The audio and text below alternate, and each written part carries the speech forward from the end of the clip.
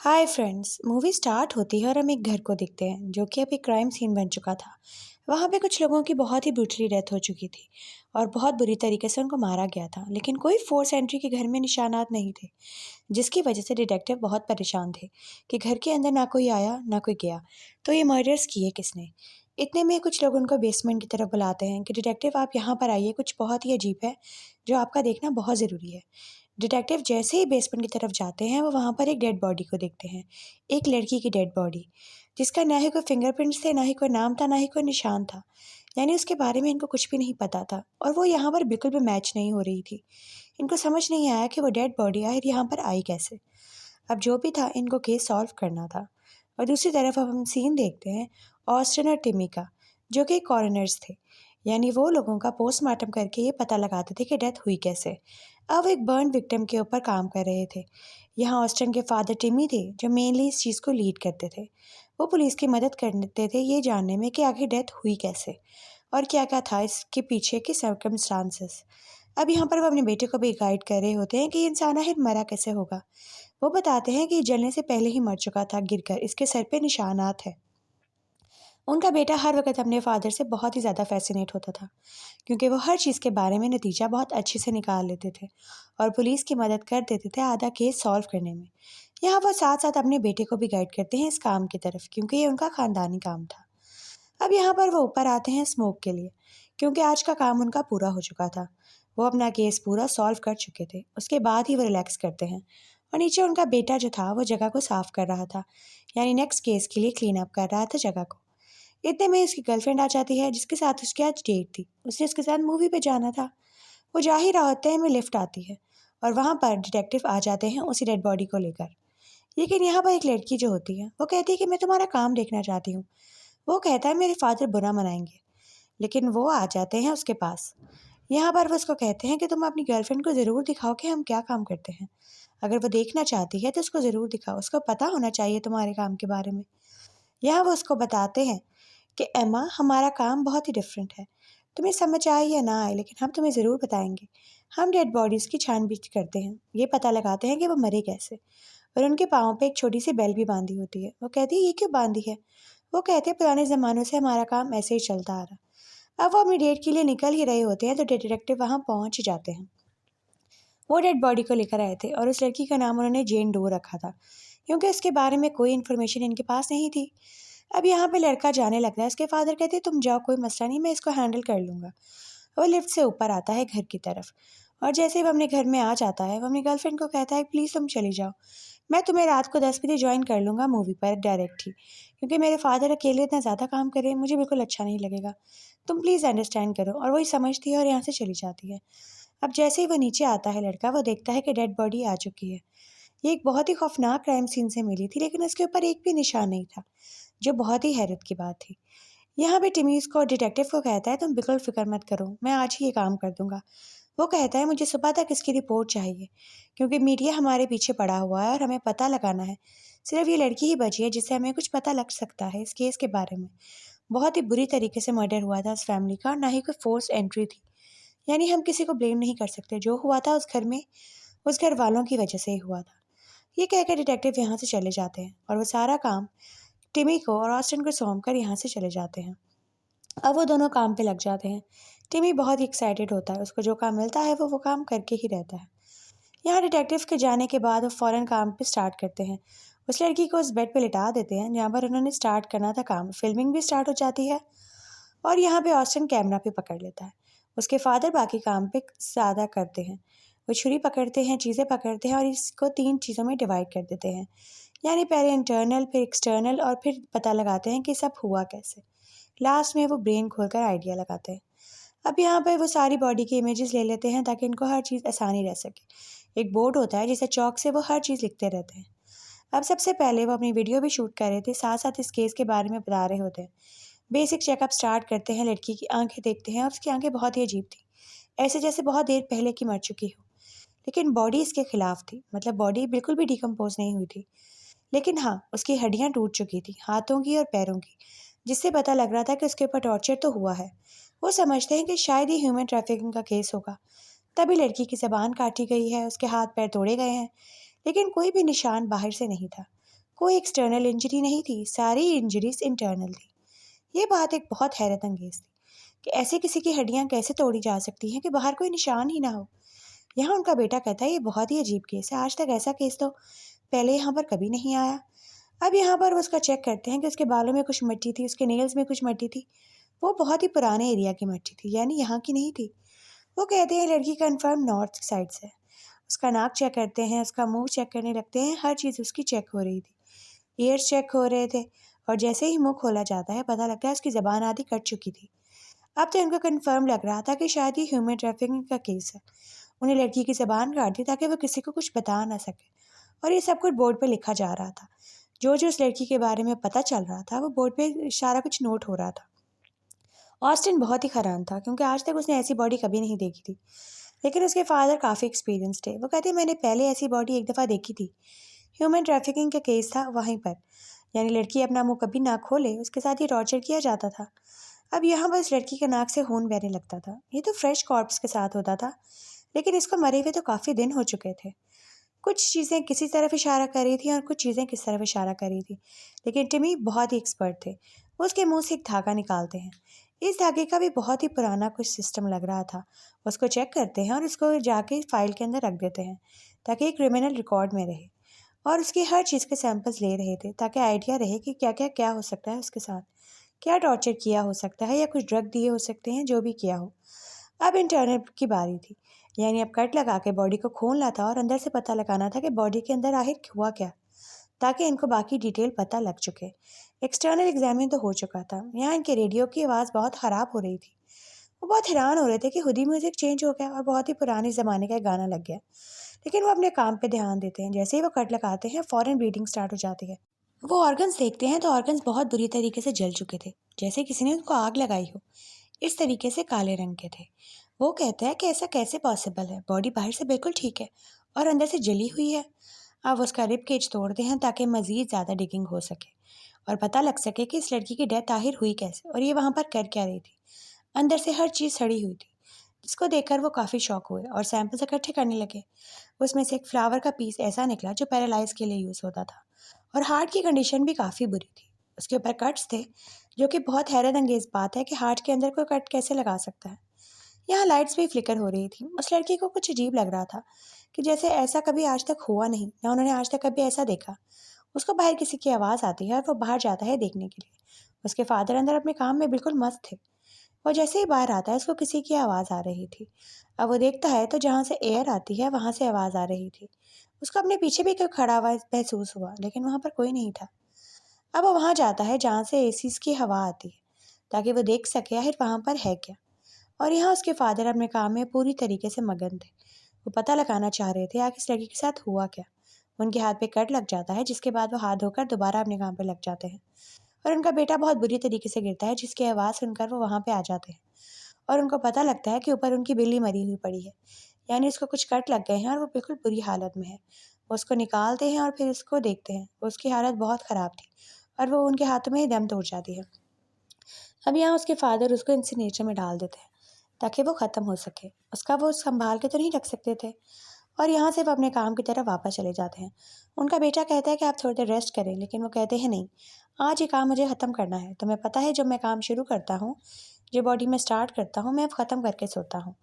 अब वो यहाँ पे आते हैं, स्टोरेज बॉक्सेस के दरवाजे खुले होते हैं, जिसके अपने बेटे को वो कहते हैं कि तुम इसको सही से बंद करके नहीं गए थे। और वो ज़ोर से बंद करके कहता है कि मैं बंद करके ही गया था। और यहाँ वो अपने काम में दोबारा से मस्त हो जाते हैं। यहाँ उनको एक फ्लावर ऐसा मिलता है जिससे उनको पता लगता है कि उसकी बॉडी में बहुत सी चीज़ें डाली गई थी, और उसके बारे में थोड़ी रिसर्च करते हैं तो पता लगता है कि उसकी बॉडी को पैरालाइज करने के लिए, सुन करने के लिए फ्लावर यूज़ होता है, और ये नॉर्थ साइड पे यूज़ होता है, स्कॉटलैंड साइड पे। ये यहाँ पर कैसे हो सकता है? खैर वो सारा डाटा सेव कर लेते हैं, बोर्ड पे लिख देते हैं। हम मज़ीद उसके मैदे के अंदर से वो कोई एक पोटली निकालते हैं, एक पोटली जो बहुत ही अजीब तरीके से बंद थी, एक बहुत ही पुराने कदीम कपड़े के अंदर। और जैसे ही वो उसको खोलते हैं, इसमें उसका मिसिंग टूथ था और उसके ऊपर कुछ सिंबल्स बने हुए थे और कुछ लिखा भी हुआ था, जिसको वो जाके गौर से देखते हैं तो उनको समझ नहीं आ रही थी कि ये क्या है। बहुत ही एंशियंट लैंग्वेज थी और रोमन नंबर्स भी लिखे होते हैं। उसके फादर को उस टाइम इस चीज़ के बारे में इतना आइडिया नहीं होता, लेकिन वो हर चीज़ डॉक्यूमेंट कर रहे थे साथ साथ, ताकि इस केस को सॉल्व करने के लिए कोई भी गलती ना हो सके। अब यहाँ उसके फादर मज़ीद आगे बढ़ते हैं। वो कहते हैं कि हमें अब ब्रेन के ऊपर जाना होगा, लेकिन उससे पहले उनको और भी बहुत चीज़ें थी जो कि करनी थी। यहाँ पर इनका म्यूज़िक बार-बार तंग कर रहा था, जिसकी वजह से वो बहुत डिस्टर्ब हो रहे थे। वो समझ नहीं पाता कि आखिर किस तरह की आवाज़ें रेडियो से आ रही हैं। यहाँ वो अपने फ़ादर को कहता है, हमें यहाँ से चले जाना चाहिए। मुझे यहाँ पे कुछ ठीक नहीं लग रहा, कुछ अजीब लग रहा है। हम ये काम सुबह कर लेंगे। और जैसे ही उसके फ़ादर स्किन अलग करते हैं, उसके अंदर भी सारे वही निशान थे जो उस पेपर के ऊपर थे। कुछ सिंबल्स बने हुए थे, जैसे कोई रिचुअल हुआ हो उसके ऊपर। अब इन्हें समझ आ गई थी कि ह्यूमन ट्रैफिकिंग का केस नहीं है, ये तो कुछ और ही है, और ही भयानक। और यहीं सारी लाइट्स टूट जाती हैं, उनके ऊपर गिर जाती हैं और सब कुछ अंधेरा हो जाता है। बिल्कुल इलेक्ट्रिसिटी खत्म हो जाती है और इनको कुछ समझ नहीं आ रही थी कि वहाँ पर इनके साथ आखिर हुआ क्या। सारे स्टोरेज बॉक्सेस जिसमें डेड बॉडीज रखी होती हैं, वो खुले पड़े थे और उसके अंदर कुछ भी नहीं था। अब यहाँ वो बेटा अपने बाप को बाहर ले आता है। उसको समझ आ गई थी कि यहाँ पर कुछ गड़बड़ है। उसका फादर अभी भी इस चीज़ पे समझ नहीं पा रहे थे कि यहाँ पर आखिर हो क्या रहा है। वो कहता है, ये हमारे अलावा और कोई भी नहीं है, लेकिन हमें और भी किसी के होने का एहसास हो रहा है। वो लिफ्ट के पास जाते हैं, लिफ्ट भी बंद पड़ी होती है, वो भी नहीं चलती। और ऊपर जब वो दरवाज़ा खोलते हैं वुडन का, वो भी नहीं खुलता, वो भी स्टक हो गया था। बाहर बारिश आ रही थी, तूफान आ रहा था। अचानक से उसके ऊपर कुछ गिर गया और वो दरवाज़ा अब तो बंद हो गया। अब इनके पास बाहर जाने का कोई रास्ता नहीं था। लिफ्ट भी काम नहीं कर रही थी। वो अपने ऑफिस में जाते हैं और वहाँ पे फ़ोन उठाते हैं। वो उसी डिटेक्टिव को कॉल करते हैं कि तुम आके हमारी मदद करो, हम कहाँ फंस आ गए। और इतने में ही फ़ोन डिस्कनेक्ट हो जाता है, यानी उस तक इनका मैसेज नहीं पहुंचता। यहाँ उसका बेटा दरवाजे के बाहर किसी के आने की आवाज़ सुनता है और फ़ौरन भाग के दरवाज़ा बंद कर देता है। बाहर वही जा रहे थे, वो सारे डेड लोग, डेड बॉडीज़ थीं जो बाहर घूम रही थी, क्योंकि उनके पाँव के ऊपर बेल बंधी हुई थी और हर जगह से बेल की आवाज़ आ रही थी। और कौन हो सकता था यहाँ पर? वो दरवाजे को अच्छी तरीके से बंद कर देते हैं और जैसे ही उसके वॉशरूम में जाते हैं फादर हाथ धोने के लिए, वहाँ पर भी इनके ऊपर कोई चीज़ अटैक कर देती है। वो उसको देख नहीं पाते, लेकिन उनको सिर्फ उसकी ग्रे आइज़ नज़र आई। वो ज़मीन पर गिरे होते हैं और उनका बेटा भागकर अंदर आता है अपने फादर को बचाने के लिए। वो यहाँ पर देखता है तो वहाँ पर उसका कोई नहीं मिलता, लेकिन उसके फादर कहते हैं कि किसी ने मुझ पर अटैक किया, मुझे मारा, मुझे ज़ख्मी कर दिया। अब यहाँ पर वो लोग बहुत हैरान हो रहे थे। बाहर उनके पास वही सामान गिरा था जो डेड बॉडीज़ के ऊपर कपड़ा था, यानी कन्फर्म ये वही लोग घूम रहे थे जो कि मर चुके थे। इनको कुछ समझ नहीं आ रहा था कि ऐसा पॉसिबल कैसे हो सकता है। इनको लगता है कि हमें इस डेड बॉडी को जला देना चाहिए। जब से जेएन डो की बॉडी यहाँ पे आई, तब से ये सब शुरू हुआ। हमें इसे इंसिनरेटर में जाके जला देना चाहिए। और जैसे ही वो ये कहते हैं, दरवाज़ा बंद हो जाता है और बाहर डेड बॉडीज़ इनको नज़र आती हैं, जिसके खौफ से वो बाहर नहीं जा पाते। उसके फादर कहते हैं, बाहर नहीं जा सकते, लेकिन अंदर तो आग लगा सकते हैं। वो पेट्रोल गिरा के उसके ऊपर आग लगा देते हैं, लेकिन जैसे ही वो उसको आग लगाते हैं, पूरे कमरे में आग फैल जाती है। जेन डॉ की बॉडी से आग सारी जगह पे फैल गई थी और उसकी बॉडी तो जल ही नहीं रही थी। आसपास का सारा सामान जलने लगता है। वो फ़ौरन आग बुझाते हैं और जैसे ही उसको देखते हैं, वो तो बिल्कुल सही थी। उसको तो कुछ भी नहीं हुआ, उसकी बॉडी पर तो एक खराश भी नहीं आई, क्योंकि उसकी बॉडी नहीं जल सकती थी। यहाँ पर इनको ये आइडिया हो गया था कि कुछ और ही चीज़ है, कुछ और ही सुपरनैचुरल जो इनकी कंट्रोल से बाहर है। इन्हें जैसे लिफ्ट की आवाज़ आती है, भागकर बाहर आते हैं। इनको पता था इनके पीछे कुछ ना कुछ आ रहा है, लेकिन जैसे ही वो लिफ्ट के अंदर जाते हैं, इनके हाथ में एक एक्स थी। ये समझते हैं कि इनके ऊपर कोई डेड बॉडी अटैक कर रही है। और जैसे ही वो लिफ्ट का दरवाज़ा फंस जाता है, इनके पास जो एक्स थी, वो उसके ऊपर मारते हैं। लेकिन थोड़ी देर बाद इनको आइडिया होता है कि इन्होंने गलती से उस लड़की की गर्लफ्रेंड को मार दिया, एमी को, जो उसके पीछे यहाँ पर आई थी। अब यहाँ हमें समझ आ गया कि सारा कुछ इनकी हेलुसिनेशंस की वजह से हो रहा था और वो सब कुछ विच करवा रही थी। जो आवाज़ें इनको आ रही थी, जो म्यूज़िक, जो थंडर, जो डेड बॉडीज़, वो सब एक इनका हेलुसिनेशन था, जिसकी वजह से ये अपने आपे से बाहर हो रहे थे और इनको कुछ समझ नहीं आ रहा था। यहाँ वो लिफ्ट में बैठे सोचते हैं। उसका फादर कहता है, हमें ये ऑटोप्सी कंप्लीट करनी होगी, तभी हमें पता चलेगा कि आखिर ये मरी कैसे और ये है कौन, इसके साथ हुआ क्या। तभी शायद हम किसी नतीजे पर पहुंच सकते हैं और इस चीज़ का हल तलाश कर सकते हैं और कोई बचने का तरीका ढूंढ सकते हैं। वहाँ पर वो बाहर आते हैं क्योंकि इसके पास और कोई चारा नहीं था। वो अंकल कहते हैं, मैं इसको ख़त्म करूँगा। आज तक मैंने कोई काम ऐसे अधूरा नहीं छोड़ा।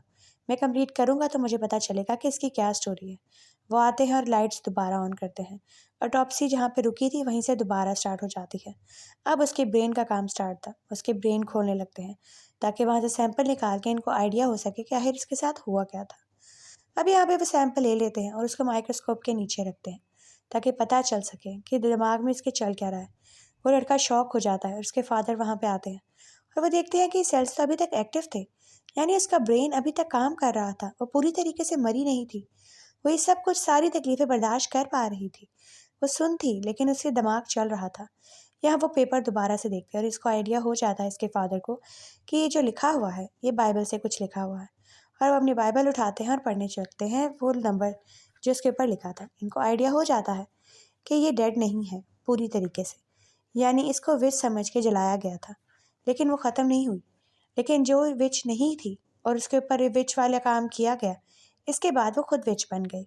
अब इनको आइडिया हो चुका था कि ये कोई नॉर्मल औरत नहीं थी, ये जिसके साथ डील कर रहे थे ये कुछ सुपर नेचुरल चीज़ थी।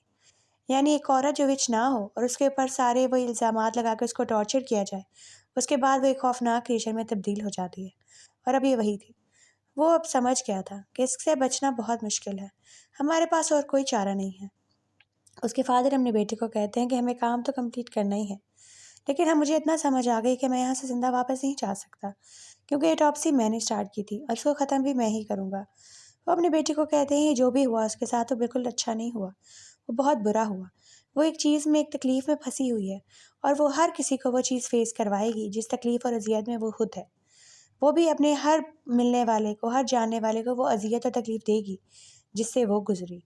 अब वो उसको कहता है कि मैं तुम्हें अपने आप को सैक्रिफ़ाइस करता हूँ, लेकिन प्लीज़ मेरे बेटे को यहाँ से जाने दो। तुम मेरे साथ जो मर्ज़ी कर लो, लेकिन मेरे बेटे को छोड़ दो प्लीज़। और जैसे ही वो ये कहते हैं, उनके साथ वो सब होना शुरू हो जाता है। यानी उनके रिस्ट और उनके एंकल्स सारे शैटर्ड हो जाते हैं और वो ज़मीन पे गिर जाते हैं तड़पते हुए। उनके साथ अब वो सब कुछ हो रहा था जो उसके साथ हुआ और उसकी बॉडी वापस अपनी पोज़ीशन पर वापस आ जाती है और वो सब कुछ इस अंकल के साथ होने लगता है। वो अपने बेटे को कहते हैं मैं बहुत तकलीफ़ में हूँ, तुम प्लीज़ मुझे मार दो। और उनका बेटा रोते हुए, बिलखते हुए अपने बाप को मारने पर मजबूर था, क्योंकि वो बहुत तकलीफ़ में थे और वो ऐसा ही करता है। वो अपने बाप की तकलीफ़ को ख़त्म कर देता है, उन्हें इस तकलीफ़ से आज़ाद कर देता है। और यहाँ पर वो विच दोबारा से कंप्लीट हो चुकी थी, यानी जैसे पहले थी वो वैसे ही वापस हो गई। वो लड़का देखता है कि सब कुछ वापस अपनी जगह पर आ गया, म्यूज़िक ऑन हो गया, लाइट चल गई। उसको लगा जैसे सब कुछ नॉर्मल हो गया हो और उसके फादर ने खुद को सैक्रिफाइस कर दिया उसको बचाने के लिए। अब वो वहाँ से भागता है लिफ्ट की तरफ, लेकिन लिफ्ट नहीं चलती और वो दरवाज़ा खोलने की भी कोशिश करता है, लेकिन दरवाज़ा भी नहीं खुलता। वो अभी तक सील था, यानी अभी तक वो उसी हेलुसिनेशन में था जो उस विच का था। वो अपने फादर की डेड बॉडी को अपने पास खड़ा देखता है और वहीं सीढ़ियों से स्लिप हो जाता है और नीचे गिर जाता है, जिससे उसकी भी डेथ हो जाती है। अब हमें समझ आ गई थी कि विच ने किसी को भी नहीं छोड़ना था। उसने उन सबको मार दिया जो उस घर में मौजूद थे। अब नेक्स्ट डे डिटेक्टिव अपनी टीम के साथ वहाँ पर आते हैं बॉडी को लेने के लिए, लेकिन वो यहाँ पर आते हैं तो अजीब ही मंजर था। वो सब लोग बड़ी बुरी तरीके से मर चुके थे और अंदर कोई फोर्स एंट्री का निशान नहीं था, यानी जो सब कुछ हुआ अंदर ही हुआ। अब डिटेक्टिव को समझ नहीं आ रही थी कि बस एक केस को सॉल्व करना चाह रहे थे, दूसरा केस पे आ गया। अब वो कहते हैं जेन डॉ की बॉडी को कहीं और भेज दिया जाए ताकि वहाँ से पता लग जाए। और यहाँ हम जेन डॉ की बॉडी को देखते हैं और इसका पहली दफ़ा था हम हिलता हुआ देखते हैं, यानी उसके अंदर अभी भी जान बाकी थी।